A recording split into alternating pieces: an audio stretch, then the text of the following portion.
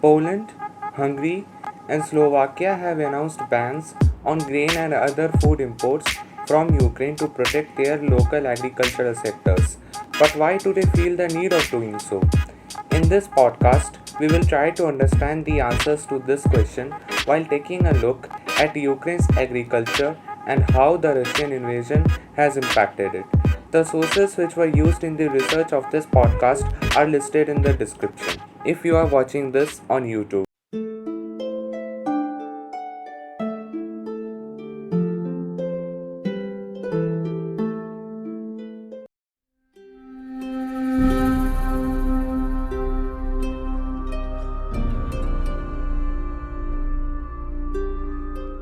Ukraine is one of the world's top agricultural producers and exporters and plays a critical role in supplying oilseeds and grains to the global market. More than 55% of Ukraine's land area is arable land. Agriculture provides employment for 14% of Ukraine's population. Agricultural products are Ukraine's most important exports. In 2021, they totaled $27.8 billion, accounting for 41% of the country's $68 billion in overall exports.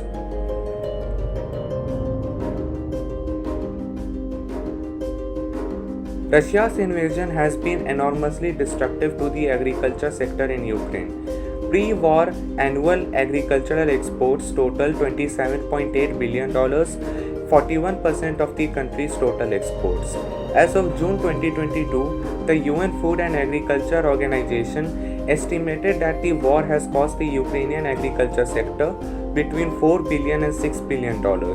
The estimated cost of replacing and repairing damaged agricultural machinery alone is so far estimated at $926.1 million or 2,281 units of agricultural machinery. Further, the cost of damaged or destroyed grain storage facilities is estimated at $272 million, and the value of lost livestock is around $1.36 million. Decreased export capacity, destruction of infrastructure and farmland, and increased fuel and input costs have drastically inhibited investment in new machinery and equipment. As a result, in the first 7 months of 2022, agricultural machinery and equipment sales have dropped by a factor of 2.4 from the previous year. According to the United States Department of Agriculture, Ukraine is forecast to harvest 58 million metric tons of grain in the marketing year of 2022, a 31% decrease from the 2021 harvest of 85 million tons. Despite the disruptive effects of the war, the Ukrainian Ministry of Agrarian Policy and Food estimates that Ukraine will export 30 million tons of new harvest and 20 million tons of grain on hold from the previous year in 2022.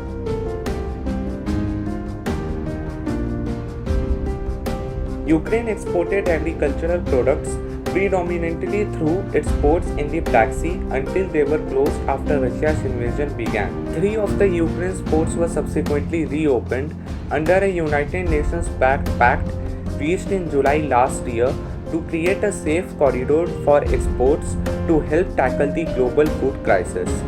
Other ports, including one of the most important, Mykolaiv, remain closed. Ukraine, one of the world's largest exporters of grains and oilseeds, has had to turn to land routes and expand trade through small Danube River ports. The easiest land route in the north through Russian ally Belarus has been effectively shut off, forcing Ukraine to move as much grain as possible through Eastern Europe. To deal with the mounting crisis, the European Commission, the EU's top executive body, on April 27, 2022, proposed suspending all tariffs and quotas on exports of Ukrainian goods for 1 year, including farm produce. Then, in May 2022, the European Commission launched its Solidarity Lanes Action Plan, which established alternative routes for Ukrainian grain, most of which was expected to transit through the EU to markets farther afield. With neighboring states such as Poland, Romania, Slovakia, Moldova, Hungary, and Bulgaria playing a key role.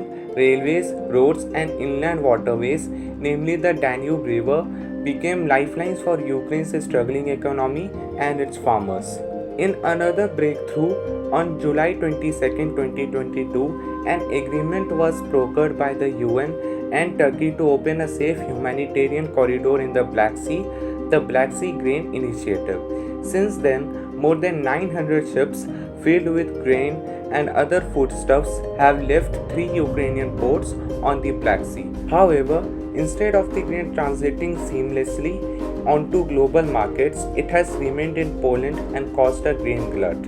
This grain glut has brought down the prices drastically, causing massive losses to the Polish farming community. The farmers in Poland, who make up a significant number, have expressed their anger over the Ukrainian grain. Earlier this month, farmers took to the streets protesting against the grain glut as the Ukrainian President Volodymyr Zelensky made his way to Warsaw. On 12th April, farmers attempted to blockade the rail line on the border with Ukraine, but a cordon of police cars prevented them from doing so. The waves of protest also led to Polish Agriculture Minister to resign. The issue has become a headache for the Polish government in an election year. Polls show that it is the most popular party in the country but could fall short of a majority in the next parliament.